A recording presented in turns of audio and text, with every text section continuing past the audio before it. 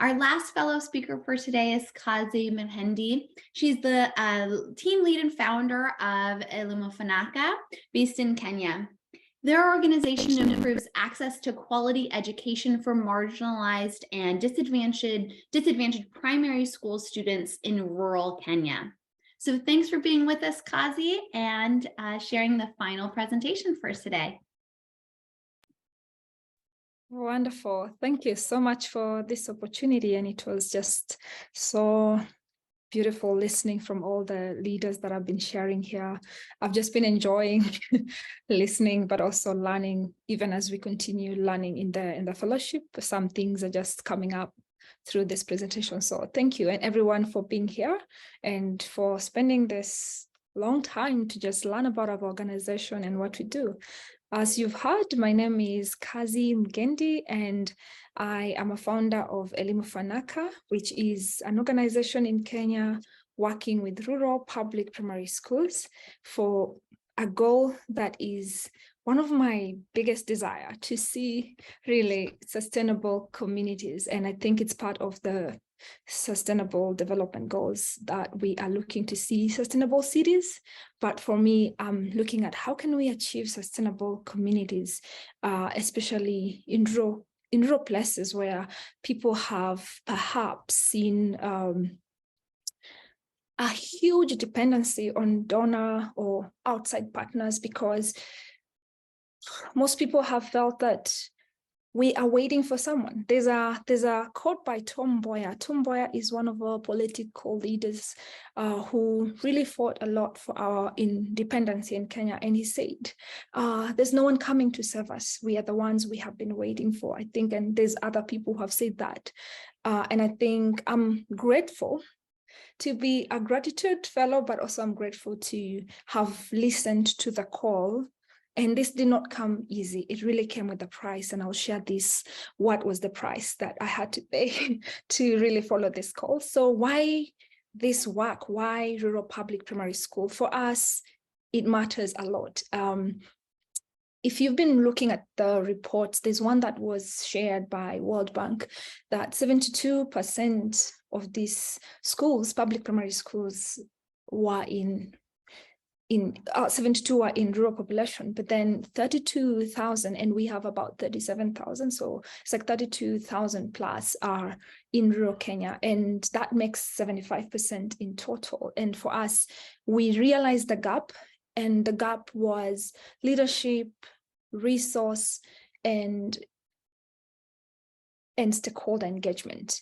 And this stakeholder engagement, as I mentioned, that rural communities sometimes tend to wait for someone from outside to come and solve the problem, because there's been a culture that was created before someone comes in and try to solve your problem. And so you kind of like sit and wait. And so ELIMU FANAKA wanted to see how can we work together with the communities through participatory approach, human-centered design and systems thinking, to think around the systems that we have, stakeholders that we have, and together find what are the challenges, and then not as ELIMU FANAKA solve them, but together we can solve.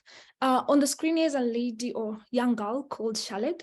So why I have a photo here is because she really challenged and shifted how we do our work. So we were doing some research before we started our work, and would go to school.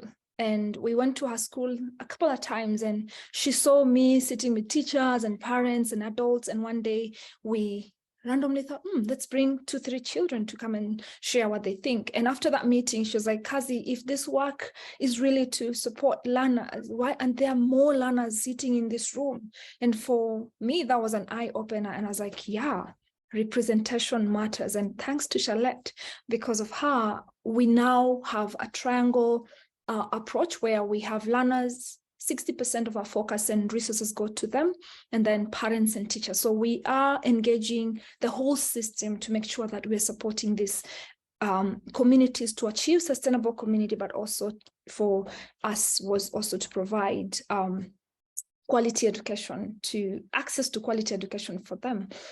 ELIMU FANAKA sounds like a very mouthful word. It is a Swahili phrase that really means education for prosperity. We believe that for a community, a society, or any individual to prosper, you will really need to be educated. And this does not mean in formal education, like go to school and all that. We have so many ways of getting educated, and you will learn as we continue. And perhaps maybe what motivates us is what I've shared, the need to provide quality education. And our mission revolves around that. While we provide this quality education, we are empowering our children to realize their potential and, like me, perhaps do something similar or even better. Our work comes from my own story. As a girl who was growing up in rural Kenya, I was fortunate enough to be born in a middle to upper class family, but then also, unfortunately, during my young childhood age, both my parents lost their job, and that led to me being the statistics of what we call underserved or unfortunate or disadvantaged children. And because of that, I dropped out of primary school and I stayed out of school for 7 years. And luckily enough, I got an opportunity to go back, and I said, you know what, I'll take it.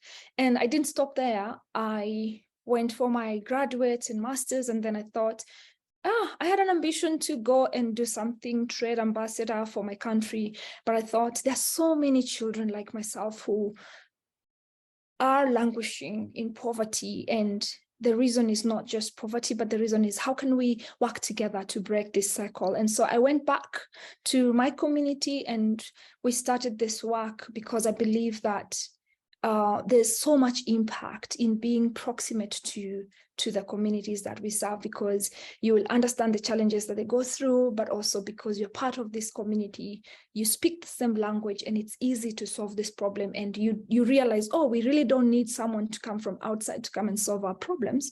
We can solve them ourselves. And I think for me, that is why I started this work, but also the proximity. And we are in 3 counties in Kenya, and all of them are quite dry, a huge human wildlife conflict because they are near the game reserve. And also there's a huge poverty level.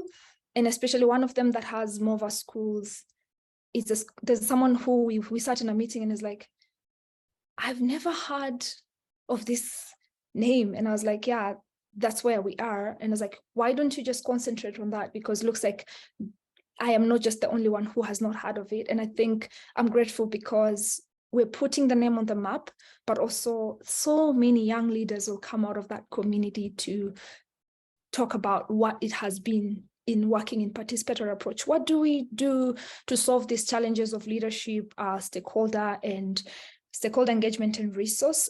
We have done many research, like I mentioned prior, and one of the 3 things that came out was technology, literacy, and how to engage teachers and parents. And through that, we have 2 pillars, Nawiri, which focuses on technology and alternative learning. So through alternative learning, we use arts and culture and mentorship to support kids engage in mental health and well-being so that we can increase their cognitive abilities and perhaps also increase their performance. The other pillar is called Imarisha, which is to strengthen. Nawiri is to thrive. We believe that they're young and they can thrive and they can realize their potential.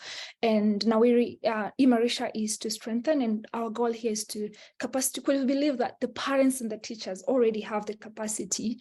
So we're not building capacity. We are literally strengthening what they have, figuring out together how can we provide holistic support or education to these children. So this goes to what is the 3 things that we are looking forward to do this year. We have 3 priorities. One is to deepen our roots within the communities that we work with. And so that means our scale out is not going to be huge numbers like 20,000, 5,000, but just 25 schools by 2025 and reaching 60 community. We also want to increase the capacity of our teachers, make schools safe environment for our learning, for our learners, and also double the impact of school libraries, because we believe when schools have technology and libraries, they'll be able to thrive. And this is because in 2020, community, like you've seen, 75% of schools are in rural Kenya. They did not have internet. They did not have technology to learn online. And so for us, that matters a lot. And we want to make sure that as the world moves towards technology, also the rural communities are not left. And that is the end of my presentation. You can follow us on social media. You can support us. You can talk about us. And also, thank you so much. And back to you, Morgan and Alan. Thank you, Kazi. I would love to just kick off our Q&A with, if you could share a little bit more about your experience in the Gratitude Network Fellowship and how that impacted you. Yeah, first of all, I'll say just meeting my coach was an amazing experience. Before I joined Gratitude Network, we had a big challenge in our organization. We were trying to re-strategize our plan and figure out what it is that is going to be the 2023-2025 strategy. And there was a gap in finance and also board. And when I sat with Lucy, who is my coach, I realized she has something that I was looking for outside. And so I was like, I remember writing an email to Morgan telling her, you know what, this is the perfect match.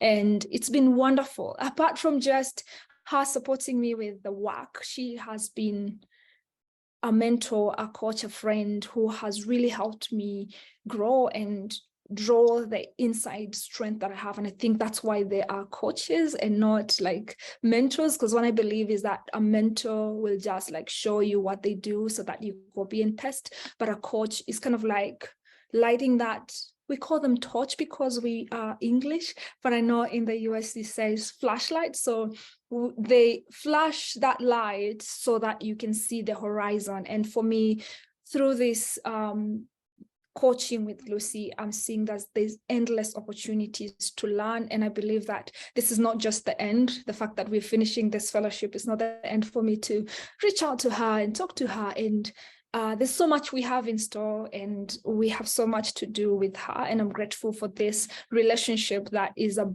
birth from this fellowship. So that's the impact I would say I have had.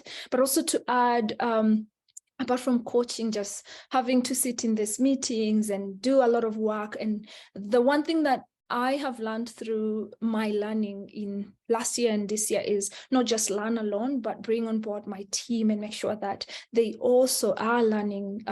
Because one thing that leaders or founders forget is that you're not going to be here forever, and perhaps you will transition and do something else. So for me, it's how can I ensure that I am empowering my team and I'm making sure that they are getting what I'm getting firsthand. And so having them to join these meetings and afterwards sitting down and just digesting, but also expanding to what we are learning has been such an impact to my team and to me. And we are using already some of the things, and I'm so grateful for this Gratitude Network. Isn't this wonderful to say you're grateful for the Gratitude Network? Yeah. Thank you, Kazi. We have